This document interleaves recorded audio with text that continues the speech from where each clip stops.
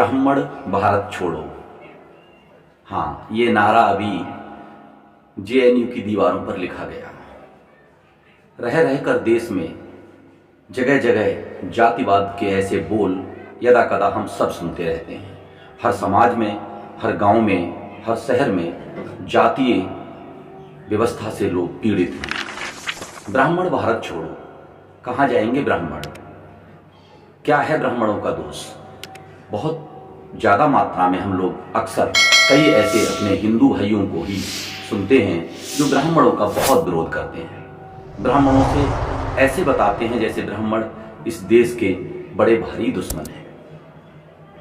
हाँ, ब्राह्मणों का एक विरोध, सबसे ज़्यादा विरोध मनुस्मृति को लेकर है। क्या ब्राह्मण ने ही मनुस्मृति लिखी? क्या ये पूरे समाज में जातिवाद ब्राह्मणों ने ही पैदा किया है? हम नहीं पैदा कर रहे, आम आदमी पैदा नहीं कर रहा। और जो जातियां हैं हिंदुओं में, क्या वे जातिवाद को बढ़ावा नहीं देती हैं? अपने अपने तरीके से, जाने या अनजाने, सब लोग जिम्मेदार हैं। नालायक तो हर जाति में पैदा होते हैं और बुद्धिमान हर जाति में पैदा होते हैं। पूरी मानव जाति एक, हमारा वो धर्म है।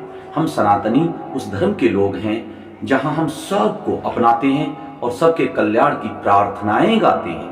हम अपने ईश्वर से, अपने इष्ट से सर्वे भवन्तु सुखिनः के लिए प्रार्थनाएं करते हैं। और कुछ दुष्ट बुद्धि के जो हिंदू हैं, जो अपने आप को तथाकथित काबिल मानते हैं, और कुछ विदेशी शक्तियों द्वारा प्रचारित नकली धर्मों, नकली धर्म के ठेकेदारों से प्रभावित हैं जो लोग, वे अपने ही समाज के कुछ लोगों को नीचा दिखाने में दिन रात लगे रहते हैं।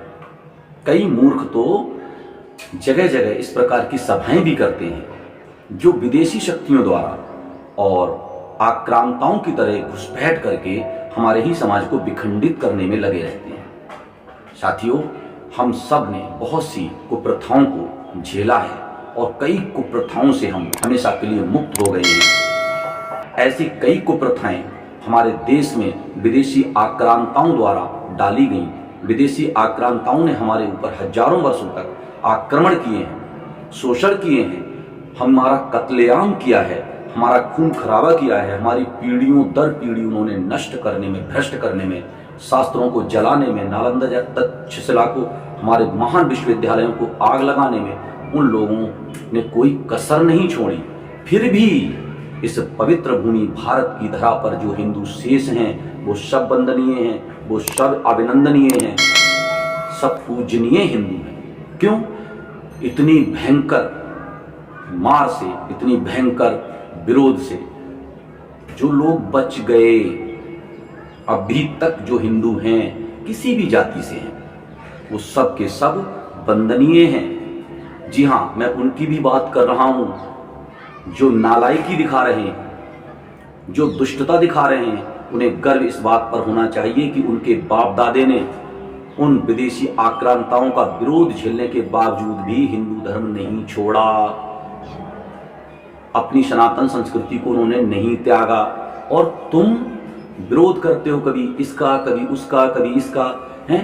कुछ चांडालों की बातों में फंस करके तुम अपने ही लोगों को कोसते हो। जरा खोपड़ी पर जोर लगाओ, सही ढंग से विचार करो और ये सोच कर देखो कि वर्तमान परिस्थिति में हमें जातिवाद का अंत करने के लिए क्या करना चाहिए। जातिवाद का अंत करने के लिए किसी जाति के लोगों को, पूरी जाति के लोगों को लताड़ना, गाली देना, भगाना, मारना, ये कोई समाधान नहीं है।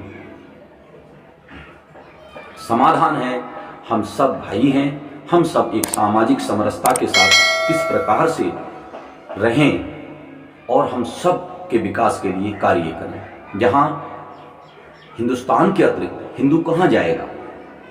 कौन कहां जाएगा भाई? क्यों जाएगा?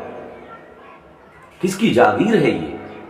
हम सबको एक बार पुनर्विचार करना चाहिए और ये उन लोगों को एक बार जरूर रोकना और टोकना चाहिए जो लोग हिंदू धर्म के कुछ लोगों के खिलाफ आक्रमण करते हैं, अपनी बकवास करते हैं, अपनी भांति भांति से निंदा करते हैं कि मूर्ति पूजा ये क्यों करते हैं, ऐसा क्यों करते हैं। अरे भाई, ये पक्षपात क्यों करते हैं, ऊंच नीच क्यों करते हैं? कौन नहीं करता है ऊंच नीच? दुनिया के कौन से कोने में ये सब समस्याएं नहीं है? वहां गोरे और काले का भेद है। हम चमड़ी देखकर तो पक्षपात कोई नहीं करता यहाँ पर, शकल देख के तो। और यहाँ पर पक्षपात अगर होता तो बाबा साहेब अम्बेडकर है जैसे विद्वान उस जमाने में हुए हैं, जिस जमाने में बहुत लोग ये कहते हैं बहुत पक्षपात। हाँ था, थोड़ा बहुत था, हर जगह था, हर जगह होता ही है। जो पिछड़े और कम बुद्धि के लोग हैं वे हमेशा ही ऐसा काम करते हैं, पक्षपात करते हैं करीब करीब। लेकिन आप ये कल्पना करिए कि बाबा साहेब को भी विदेश तक स्कॉलरशिप देकर किसने भेजा? कमेंट में बताना आप लिख के। बाबा साहेब ने अपनी पढ़ाई कैसे की? यद्यपि उनके साथ कई खराब कार्य हुए, उन्होंने स्वीकार किया है, लेकिन आप ये समझिए हमारे इस सनातन संस्कृति में महर्षि वाल्मीकि को, रैदास जी को, कबीर को किसी ने जाति पूछी क्या? किसी ने जाति पूछी क्या? बड़े बड़े क्षत्रिय, बड़े बड़े ब्राह्मण उनके चरणों में बैठे बिना जाति के पूछे, कभी नहीं। ये पवित्र भूमि भारत है, यहाँ जातीयता या पक्षपात सामान्यता नहीं है। हाँ, नालायक सभी जातियों में है और महान सभी जातियों में है।